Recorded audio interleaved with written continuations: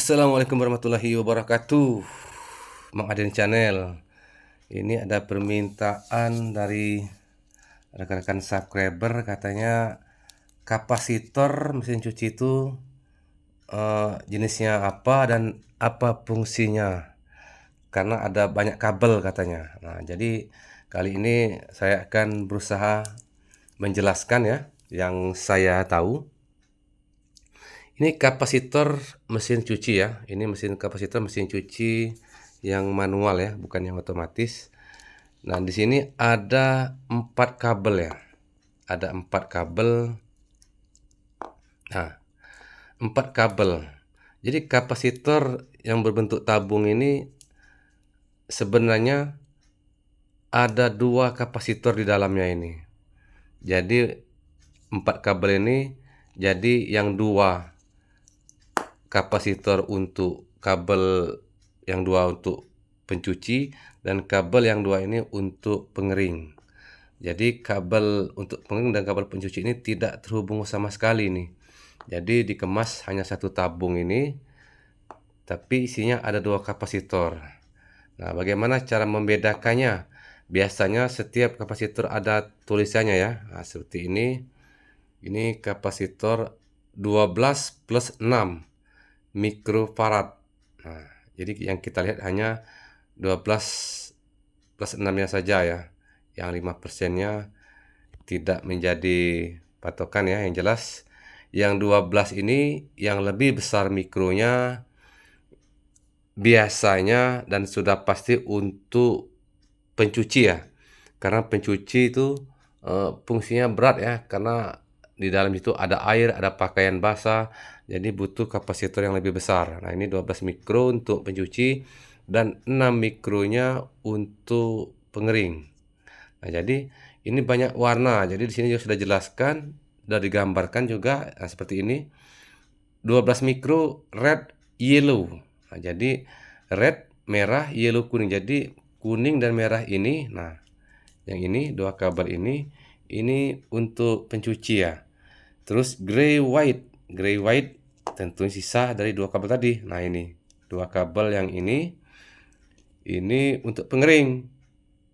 Dia ada 6 mikro. Nah, jadi yang ini untuk pengering, yang ini untuk pencuci. Terus ada lagi keluhan ya.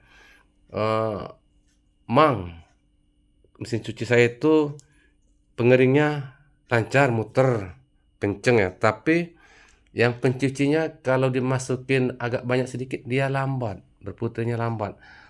Seperti kurang tenaga, loyo ya. Nah, berarti kapasitor yang untuk bagian pencucinya 12 mikro ini sudah berkurang ya. Sudah berkurang.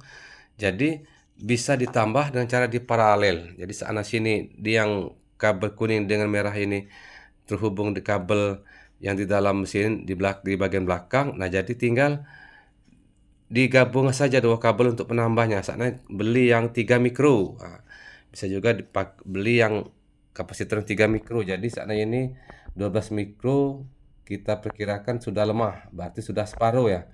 Sudah separuh berarti tinggal 6 mikro untuk mencuci. Nah, jadi kita tambah 5 mikro jadi 11 mikro, jadi dia kencang lagi seperti semua. Jadi di paralel di kabel sini. Ada lagi bertanya, itu kabelnya yang mana, yang kabel satu kemana, yang satu kemana? Untuk kapasitor ini bebas ya, mau yang merah ke kabel satu, yang ke kiri juga satu, terserah. Jadi nanti di paralel juga beli kapasitor yang 5 mikro, digabungkan mau yang ke kiri yang ke kanan juga bebas, karena kabel kapasitor tidak ada plus minusnya, jadi bebas untuk menggabungkannya ya. Jadi demikian. Begitu juga untuk yang bagian pengering. Nah, bagian pengering ini seandainya Mang yang pencucinya kenceng, ngebut, gagal ya, tapi yang pengeringnya ini letoy, lambat muternya, seperti antara mau muter antara enggak itu kan, atau tuh kadang hanya berdengung. Nah, itu sudah habis benar berarti bisa kita beli kapasitor yang 6 mikro saja, atau yang 5 mikro juga bisa, masih ngangkat yang 5 mikro. Jadi setiap merek kapasitor ini ya beda-beda ya. Kadang kita beli yang harga murah tetapi tidak tahan lama ya. Kadang ada keluhan, "Aduh kapasitornya sudah diganti tetapi hanya bertahan 1 minggu terus rusak lagi. Ini apa ya? Apa mesin ya?" Nah, jangan buru-buru mesin, karena ketika, kita beli kapasitor itu yang murah tentunya daya tahan ataupun kekuatannya tidak yang kita harapkan ya. Ini ada 2 kapasitor, yang ini, untuk kapasitasnya 10 dan 5 mikro ya. Nah, ini 5 mikro. Jadi kalau yang ini 5 mikro untuk pengeringnya, kita tambahkan langsung yang 5 mikro 1. Nah, jadi seandainya ada juga kasusnya yang kapasitor yang bagian pengeringnya lemah katanya, jadi tidak berputar. Nah, terus sudah diganti yang baru. Nah, terus yang lama juga ada katanya yang pencucinya lemah, jadi diganti beli yang baru. Nah, jadi yang ini tidak usah dibuang dulu ya, karena yang yang pertama tadi kapasitas pencucinya lemah, tetapi yang pengeringnya bagus.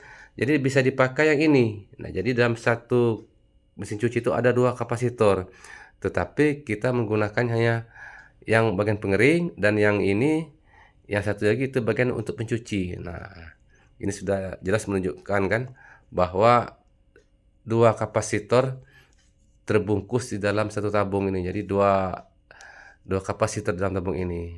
Nah, jadi demikian.